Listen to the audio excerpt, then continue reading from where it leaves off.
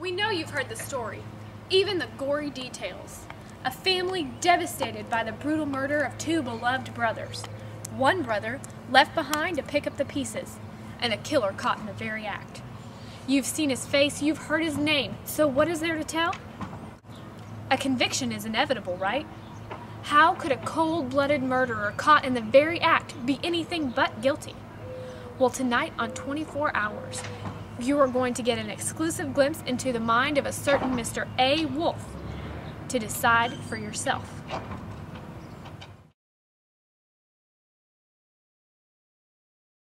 It all started on a quiet spring day in Paris, Tennessee. A frantic 911 call comes from a young pig named Fred Pig. Help! I need help! There's a wolf outside my door trying to blow my house down. Okay, you just need to calm down, sir. What is your address? You have to come now. He said he's already been to my brother's houses. Sir, I need your address. 2111 Slop Bucket Lane. Hurry, you've got to come quick. When police arrived, Mr. A. Wolf was indeed outside the house, and indeed trying to get inside the house. Shortly thereafter, two tragic scenes were uncovered just down the road at the homes of brothers Ed and Ned Pig. Both Ed and Ned were nowhere to be found amongst the rubble that was once their humble abodes. Ed and Ned were the most darling boys you ever met. I remember when we used to roll in the mud together. And Fred was always there too, you know. Just one big happy family.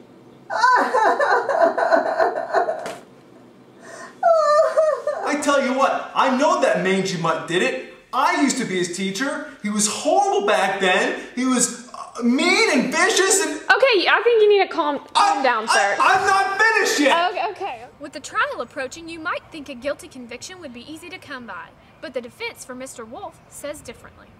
You see, my client is completely misunderstood.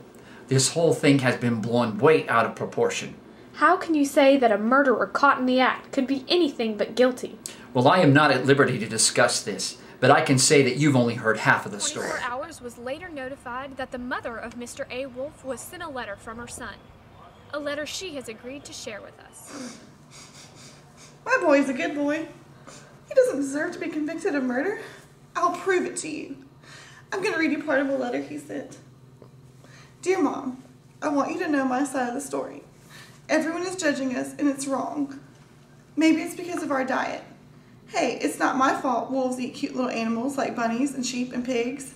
That's just the way we are. If cheeseburgers were cute, folks would probably think you were big and bad too. But like I was saying, the whole big bad wolf thing is all wrong. The real story is about a sneeze and a cup of sugar. Way back in Once Upon a Time, I was making a birthday cake for my dear old granny. I had a terrible sneezing cold. I ran out of sugar. So I walked down the street to ask my neighbor for a cup of sugar. Now this neighbor was a pig, and he wasn't too bright either. He had built his whole house out of straw. Can you believe it? I mean, who in his right mind would build a house of straw? So of course, the minute I knocked on the door, it fell right in. I didn't want to just walk into someone else's house, so I called, little pig, are you in? No answer. I was just about to go home without the cup of sugar for my dear old granny's birthday cake. That's when my nose started to itch. I felt a sneeze coming on. Well, I huffed, and I snuffed, and I sneezed a great sneeze. And you know what? That whole darn straw house fell down, and right in the middle of the pile of straw was the first little pig, dead as a doornail. He had been home the whole time. It seemed like a shame to leave a perfectly good ham dinner lying there in the straw, so I ate it up. Think of it as a big cheeseburger just lying there. I was feeling a little better, but I still didn't have my cup of sugar, so I went to the next neighbor's house. This neighbor was the first little pig's brother. He was a little smarter, but not much. He had built his house of sticks. I rang the bell in the stick house. Nobody answered. I called, Mr. Pig, are you in? He yelled back, go away, Wolf, you can't come in. I'm shaving the hairs on my chinny chin chin. I had just grabbed the doorknob and I felt another sneeze come on. I huffed, and I snuffed, and I tried to cover my mouth, but I sneezed a great sneeze. And you're not going to believe it, but this guy's house fell down just like his brother's. When the dust cleared, there was a second little pig, dead as a doornail. Wolf's honor. Now, you know food will spoil if you just leave it out in the open, so I did the only thing there was to do. I had dinner again. Think of it as a second helping. I was getting awfully full, but my cold was feeling a little better, and I still didn't have that cup of sugar for my dear old granny's birthday cake. I'm sorry. It's okay, just go ahead when you're ready. So I went to the next house. This guy was the first and second little pig's brother. He must have been the brains of the family. He had built his house of bricks. I knocked on the brick house. No answer. I called, "Mr. Pig, are you in?" And do you know what that rude little porker answered? "Get out of here, Wolf. Don't bother me again." Talk about impolite. He probably had a whole sack full of sugar, and he wouldn't even give me one little cup for my dear sweet old granny's birthday cake. What a pig.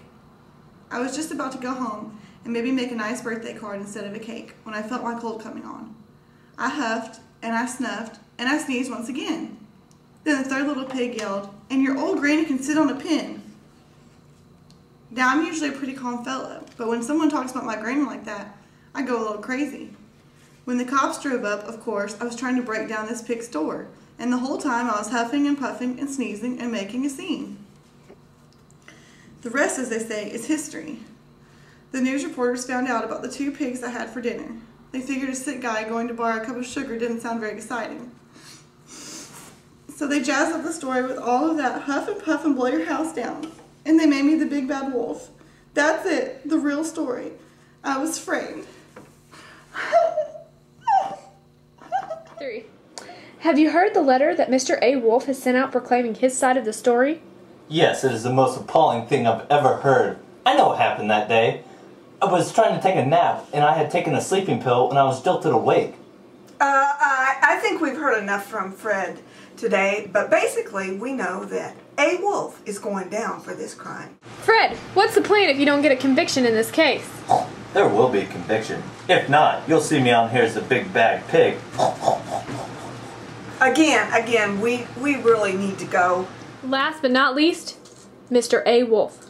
All I can say is I'm innocent of these charges. Besides, these pigs weren't as nice as anyone makes them out to be anyway.